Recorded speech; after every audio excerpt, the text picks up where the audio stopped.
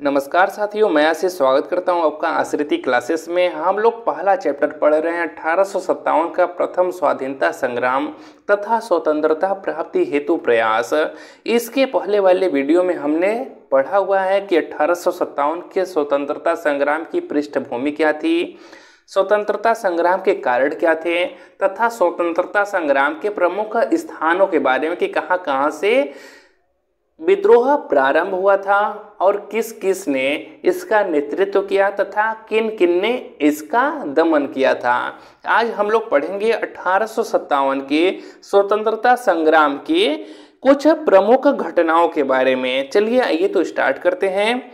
सन 1857 के स्वतंत्रता संग्राम की प्रमुख घटनाएं निम्नलिखित हैं आपकी। सबसे पहला है आपका बैरकपुर। ठीक है, लॉर्ड कैनिंग ने चर्बी युक्त कारतूस के प्रयोग के लिए भारतीय सैनिकों के साथ धोखाधड़ी की। 29 मार्च सन 1857 को बंगाल की बैरकपुर छावनी के सिपाही मंगल पांडे ने कारतूस के प्रयोग से मना कर दिया तथा यह खबर अपने आदमियों को भेज दी। इसके परिणाम स्वरूप 8 अप्रैल 1857 को मंगल पांडे को फांसी दे दी गई। ठीक है, ये डेट याद रखिएगा, बहुत ही महत्वपूर्ण डेट है दोस्तों कि मंगल पांडे को फांसी कब दी गई थी, तो 8 अप्रैल 1857 को दी गई थी। वन लाइनर में या फिर आपका ऑप्शनल बहुविकल्पी में यह प्रश्न कई बार रिपीट हुआ है, पूछा गया है। ठीक है दोस्तों, मंगल पांडे को फांसी कब दी गई थी? 8 अप्रैल 1857 को दी गई थी। किस लिए दी गई थी? क्योंकि उन्होंने कारतूसों को, चर्बी युक्त कारतूसों को अपने दांत से खींचने के लिए मना कर दिया था। क्यों मना किया था? क्योंकि उसमें गाय और सुअर के मांस का लेप लगा हुआ था, इस वजह से। यही एक सबसे प्रमुख कारण बना था 1857 के विद्रोह का भी। ठीक है दोस्तों, फिर नेक्स्ट है आपका मेरठ। मंगल पांडे द्वारा किए गए विद्रोह की चिंगारी अभी बुझी भी नहीं थी कि 10 मई 1857 को मेरठ के सैनिकों ने विद्रोह कर दिया। इसका कारण भी चर्बी युक्त कारतूस ही था। जब मंगल पांडे को 8 अप्रैल 1857 को फांसी की सजा दी गई तो इससे जो सैनिक थे वह रुष्ट हो गए और उनके अंदर एक आग पहले से ही धधक रहा था अंग्रेजी सेना के खिलाफ या अंग्रेजों के खिलाफ, और उन्होंने 10 मई 1857 को क्या कर दिया? विद्रोह कर दिया। किसके खिलाफ? अपने ऑफिसरों के खिलाफ, जो ब्रिटेन के ऑफिसर के अंतर्गत वो कार्य करते थे। उन्होंने उन पर हमला किया और उन्हें मार डाला तथा उनके हथियारों को अपने कब्जे में लिया। और 10 मई को रात को ही वह कहाँ चले गए? दिल्ली चले गए। और दिल्ली के जो मुगल नवाब थे वह बहादुर शाह जफर या फिर उन्हीं को बहादुर शाह द्वितीय भी कहा जाता है, उनके पास गए और उनसे कहा कि अब आप ही हमारा नेतृत्व कीजिए। क्यों? क्योंकि 1857 के समय में जो भारत पर शासन था वह अंग्रेजों का चल रहा था। तो उन्होंने यह सोचा कि अगर वह अंग्रेजों को मार के भगाते हैं तो किसी न किसी को तो शासन संभालना ही पड़ेगा। तो इसलिए उन्होंने अपने नेता किसे चुना? अपना नेता उन्होंने बहादुर शाह जफर को चुना। तो बहादुर शाह जफर ने इनका नेतृत्व करने का निर्णय लिया तथा उन्होंने स्थानीय राजाओं को संदेशा भिजवाया कि वह जगह जगह पर अंग्रेजों के खिलाफ विद्रोह करें तथा उन्हें खदेड़ कर अब देश से बाहर निकाला जाए। ठीक है दोस्तों, आइए आगे देखते हैं। फिर नेक्स्ट है आपका दिल्ली। दिल्ली में स्वतंत्रता संग्राम की शुरुआत 11 मई 1857 को हुई। ठीक है, 10 मई को मेरठ में सैनिकों ने क्या किया? विद्रोह किया। अब 11 मई को दिल्ली में फिर स्वतंत्रता संग्राम की शुरुआत होती है और यहाँ पर इसका नेतृत्व बहादुर शाह द्वितीय एवं बख्त खां ने किया और दिल्ली पर अपना अधिकार कर लिया। दिल्ली से अंग्रेजों को इन्होंने क्या कर लिया? मार के भगा दिया और दिल्ली पर अपना अधिकार कर लिया। किंतु यह ज्यादा दिन तक अधिकार न कर पाए। मई में इन्होंने अधिकार किया था और सितंबर 1857 में अंग्रेजों ने पुनः इन्हें क्या किया? दिल्ली से हटाकर अपना अधिकार स्थापित कर लिया। तो कुछ माह पश्चात अंग्रेजों ने दिल्ली पर पुनः अधिकार स्थापित कर बहादुर शाह द्वितीय को बंदी बना लिया और रंगून भेज दिया। जब अंग्रेजों ने बहादुर शाह द्वितीय को बंदी बनाया तो बहादुर शाह द्वितीय के बेटों को इनके सामने ही गोली मार के उनकी हत्या कर दी गई और इन पर मुकदमा चलाया गया तथा इनको और इनकी पत्नी दोनों को ही रंगून जेल में भेज दिया गया था। ठीक है दोस्तों, फिर नेक्स्ट है लखनऊ। लखनऊ से किसने नेतृत्व किया था? तो लखनऊ में इस स्वतंत्रता संग्राम की शुरुआत 4 जून 1857 को हुई और यहाँ पर इसका नेतृत्व बेगम हजरत महल ने किया, परंतु कुछ समय पश्चात ब्रिटिश सरकार ने इसे पुनः अपने अधीन कर लिया, यानी कि यह भी बहुत लंबे समय तक विद्रोह न कर सकी। ठीक है, फिर नेक्स्ट है आपका कानपुर। कानपुर से किसने नेतृत्व किया था? कानपुर से इस विद्रोह का नेतृत्व किया था नाना साहब ने। किसने किया था? नाना साहब ने। नाना साहब ने अंग्रेजी फौज को कानपुर से खदेड़ दिया। नाना साहब ने आत्मसमर्पण करने वाले सिपाहियों को छोड़ दिया और इसके बाद अंग्रेज जनरल हैवलॉक ने कानपुर पर कब्जा करके नाना साहब को नेपाल भेज दिया। ठीक है दोस्तों, फिर नेक्स्ट है आपका झांसी। झांसी से किसने नेतृत्व किया था? तो आप सब जानते ही होंगे, रानी लक्ष्मीबाई।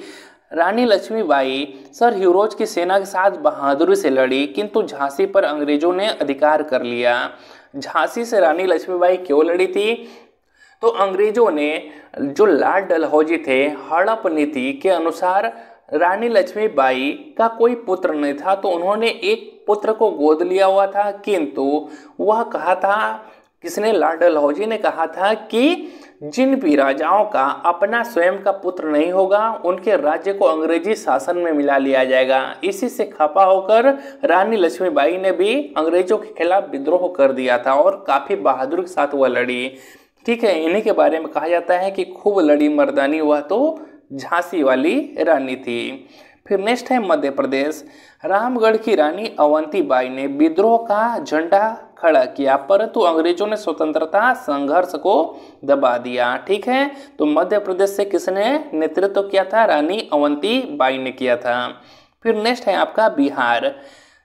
कभी कभी आपसे बिहार, कभी कभी जगदीशपुर देकर प्रश्न पूछ दिया जाता है कि जगदीशपुर से किसने नेतृत्व किया था? तो जमींदार कुंवर सिंह ने नेतृत्व किया था। फिर नेक्स्ट है इलाहाबाद। इलाहाबाद को तीर्थों का राजा भी कहा जाता है, यहीं पर आपका कुंभ का मेला लगता है। ठीक है दोस्तों, यहाँ से इसका नेतृत्व लियाकत अली ने किया था। किसने? लियाकत अली ने। किंतु समय पश्चात अंग्रेजों ने इस पर नियंत्रण कर लिया और वर्तमान में इसका आधिकारिक नाम क्या हो गया है? प्रयागराज हो गया है। फिर नेक्स्ट है आपका सन 1857 की स्वतंत्रता संग्राम के असफल होने के कारण। अब हम लोग जानेंगे कि 1857 का स्वतंत्रता संग्राम क्यों सफल न हो सका, आखिर किस प्रकार यह असफल हो गया। तो सबसे पहला है क्रांति का समय से पहले होना। ठीक है, यह भी काफ़ी मुख्य कारणों में से एक माना जाता है कि जो क्रांति है वह समय से पहले हो गई थी। यदि क्रांति निश्चित दिन सब जगह एक साथ और एक समय से होती तो अंग्रेज सब जगह पराजित हो जाते, देश भर में अंग्रेजी सत्ता का सदैव के लिए अंत हो जाता। क्रांति की तिथि 31 मई 1857 को निर्धारित किया गया था, किंतु 10 मई 1857 को ही क्रांति का विस्फोट हो गया। इसलिए यह भी एक प्रमुख कारण माना जाता है कि अगर 31 मई 1857 को सब जगह एक साथ क्रांति हुई होती तो हमें शायद 1857 में ही अपना देश आज़ाद मिल गया होता। ठीक है दोस्तों, फिर नेक्स्ट है क्रांति का स्थानीय स्वरूप। ठीक है, 1857 की क्रांति पूर्ण रूप से राष्ट्र में व्याप्त नहीं हो सकी, यह देश के कुछ हिस्सों तक ही सीमित रह गई। जैसे अगर मुख्य केंद्रों की बात करें तो दिल्ली, कानपुर, लखनऊ, झांसी, मेरठ और आपका मध्य प्रदेश। ठीक है, यानी कि पूरे देश में यह क्रांति व्याप्त न हो सकी, यह भी इसका एक मुख्य कारण बना। इसका परिणाम यह हुआ कि कई देशी राजाओं ने क्रांतिकारियों का साथ दिया, परंतु कुछ राजाओं ने ब्रिटिश हुकूमत का साथ दिया। इनमें से कुछ स्थानीय राजाओं ने धोखेबाजी भी किया, जिन्होंने क्रांतिकारियों का साथ न देकर ब्रिटिश हुकूमत का साथ दिया, यह भी एक कारण बना।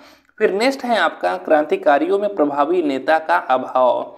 इस क्रांति की असफलता का एक प्रमुख कारण था कुशल सेना नायक का अभाव। हालांकि ये सभी साहसी थे, परंतु ये सभी सही ढंग से एकत्रित नहीं हो पाए। रानी लक्ष्मीबाई को एक महिला होने के कारण क्रांति का नेतृत्व नहीं करने दिया जा रहा था, अर्थात यहाँ पर भी भेदभाव की भावना देखने को मिली। इस क्रांति की असफलता के पीछे सफल नेता का अभाव एवं आपसी फूट भी था। फिर नेक्स्ट है आपका जो कारण है असफल होने का, वह है निश्चित उद्देश्य का अभाव। क्रांतिकारियों के क्रांति के पीछे के उद्देश्य अलग अलग थे। जैसे नाना साहब पेंशन न मिलने के कारण ब्रिटिश के विरोध में आए, बेगम हजरत महल अवध को कंपनी सरकार में मिलाने के कारण ब्रिटिश विद्रोही बनी। अगर आपसे पूछा जाए कि अवध को किस वजह से ब्रिटिश साम्राज्य में मिला लिया गया था, तो अवध पर ब्रिटिश ईस्ट इंडिया कंपनी ने यह आरोप लगाया कि यहाँ पर शासन व्यवस्था अच्छे से नहीं चल रही है, अर्थात इस पर कुशासन का आरोप लगाकर उसे अंग्रेजी साम्राज्य में मिला लिया गया था। ठीक है, इन सब का उद्देश्य एक समान नहीं था, परंतु इनका लक्ष्य एक ही था, ब्रिटिशों को भारत से निकालना। यदि सभी राजाओं ने इनका साथ दिया होता और किसी ने क्रांतिकारियों के साथ दगाबाजी नहीं की होती तो क्रांति का उद्देश्य भी समान होता, तो अंग्रेजों को भारत छोड़कर भागना ही पड़ जाता 1857 में। ठीक है दोस्तों, आइए अगला देखते हैं। अब है आपका 1857 के स्वतंत्रता संग्राम के परिणाम। अब हम लोग देखेंगे कि 1857 के स्वतंत्रता संग्राम की जो लड़ाइयाँ लड़ी गई थी उसका परिणाम क्या निकल के आया। सबसे पहला है ईस्ट इंडिया कंपनी के शासन का अंत हो गया।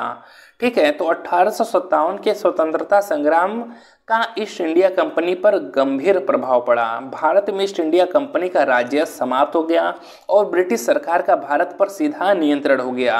भारत का शासन अब महारानी विक्टोरिया के हाथों में चला गया। ठीक है, फिर नेक्स्ट है आपका कि ब्रिटिश सरकार की नीति में परिवर्तन। 1857 की क्रांति के बाद ब्रिटिश सरकार को अपनी नीति में परिवर्तन करना पड़ा।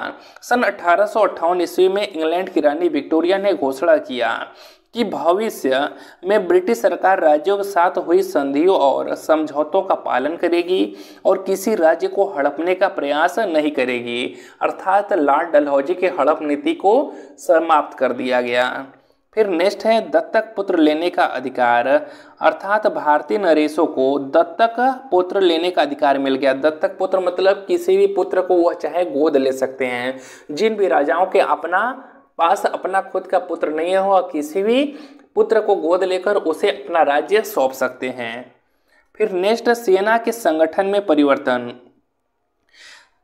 सेना का पुनर्गठन किया गया, अंग्रेज सैनिकों की संख्या में वृद्धि की गई, तोपखाना पूर्ण रूप से अंग्रेजों के अधीन कर दिया गया। फिर नेक्स्ट है धर्म की रक्षा। महारानी विक्टोरिया ने भारतीयों को उनके धर्म की रक्षा के प्रति आश्वासन दिया, इसलिए भारतीय अपना अपना धर्म अपनाने के लिए स्वतंत्र हो गए। इस प्रकार से यह आपका चैप्टर कंप्लीट हो गया दोस्तों। अब हम लोग नेक्स्ट वीडियो में इस चैप्टर से पूछे गए प्रीवियस ईयर के क्वेश्चंस को देखेंगे। ठीक है, अगर आपको अच्छा लग रहा हो वीडियो तो वीडियो को लाइक और चैनल को सब्सक्राइब करिएगा दोस्तों। अगर आप DLED 4th सेमेस्टर में हैं तो DLED 4th सेमेस्टर की तैयारी के लिए हमारे चैनल को जरूर से सब्सक्राइब करें।